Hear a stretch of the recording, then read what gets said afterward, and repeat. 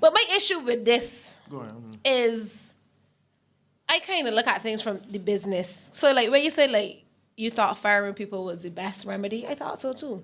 Because it's like cut your losses early.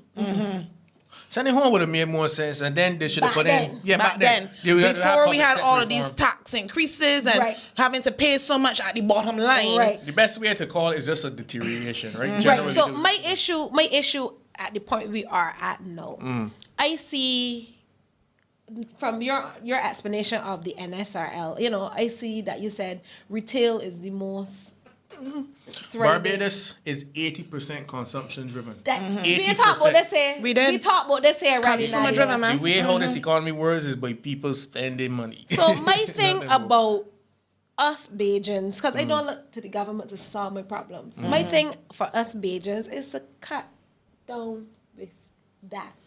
Okay, let me Go ahead. let me try to explain it. If we so much, you know, living off of consumerism, but we buying internationally, we buy from both here. If we is a country that can't feed ourselves, but we spending our money buying stuff from overseas, why we don't go back to a country that we can at least feed ourselves? Why we don't cut off with the tourism since they're helping and go back to agriculture or survey? That would make a little sense. I think that the that's- appeal for it is really big because what you're saying does make a little bit of sense, but You're saying subsistence agriculture, though, right? And not necessarily large scale.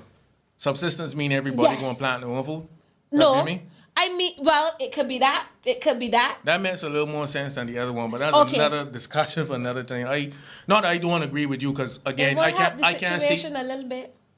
No, because the government's too involved in agriculture. right. It's not private sector led the Jesus. way you would believe. Right, Okay. right, So, right, but they're right. smaller. But there's these guys, some youngsters that just came back from overseas that got into aquaponics and whatnot. I actually Things that- shared the video because they were on Nation. I shared the video on my page. It looks really interesting. Right, things like that would help, but they wouldn't necessarily solve the problem as quickly as we need it. In fact, look, I tell people this just to really drive home this point.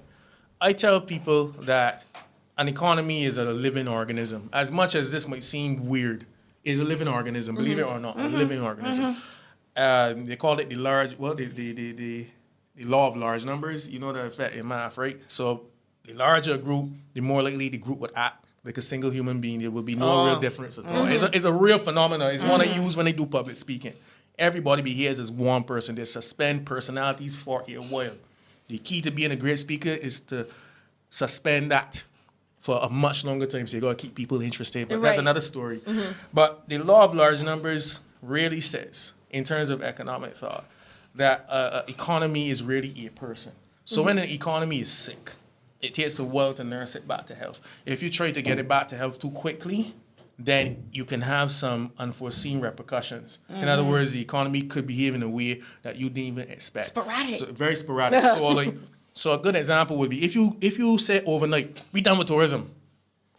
That would cause the country to shut down, you know. Even though you would tell people go back to work in the field. There's a period of adjustment, Okay. period of training. My black ass never been out in the sun more than the play Me neither. basketball Me neither. and cricket. Right. And although I like planting a little thing ever so often, I don't. 95 of it. Right. Little about that. See, Understood. so and that's just one variant example. So it takes a while. It takes retraining, repurposing. Right. But what you're saying is a kind of thought. However, But you the can't kind of go thinking. that direction. No, You we can't. can. But that's the point, Sherry. And the discussions that we should be having out there is not about preservation. The problem is that the government is saying we need to preserve the way things are. So we can cut these expenses for now. We can raise taxes, but tourism needs to drive growth still. No, we got done away with tourism though. I Without saying it in quiver so there. many words, because I quiver there. I kind of agree with you, but I kind of quiver. Yeah, I quiver with that one. Because Yeah.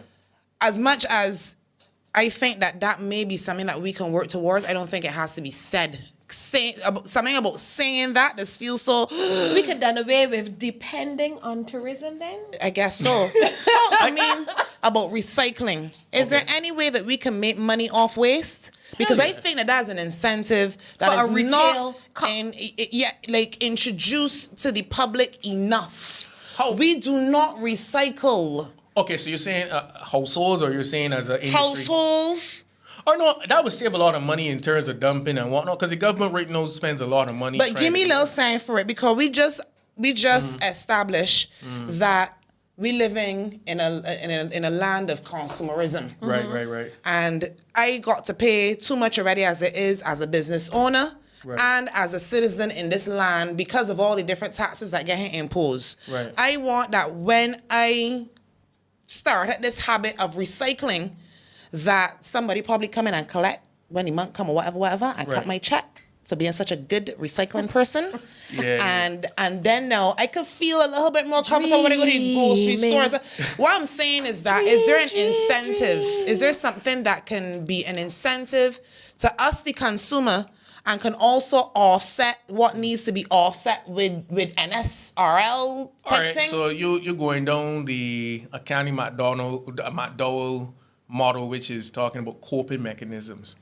Although I still right now don't understand how that coping mechanism model he talks because about this is it for me. But you're talking about coping, being given something that helps you to cope with this. With the increase of what I gotta pay, because this is I getting the same salary, you know. So when the biscuits going up and the gas going up and all this going up, it means that my quality of living gonna drop.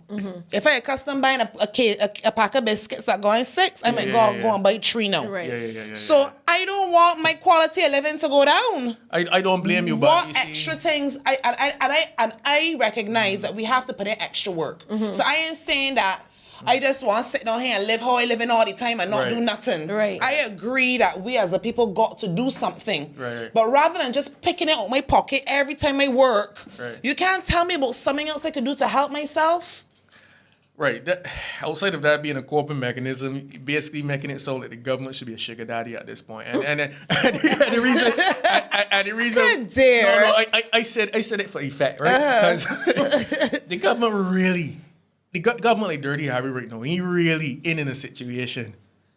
He ain't got the money. Yeah, he really in that situation. He might pretend, but he really. I agree. I feel like it's a catch-22, but make sure and then I think there's a way around it that we can look at. But, I feel personally, because I can remember telling this story before here, that I remember looking in the paper and saying there was this is serious times for Barbados. It was like New Year's Day, this is one of the back crackdown card. The government ain't got no money.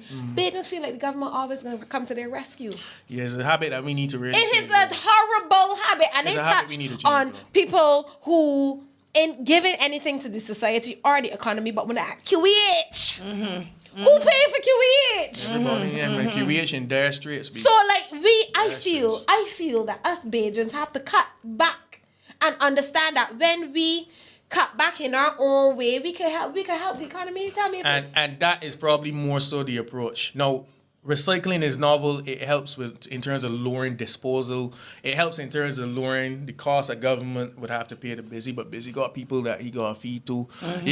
When you cut from one hand, you got to always consider other implications and repercussions, right? It is never clear cut with the economy, never. Too many variables.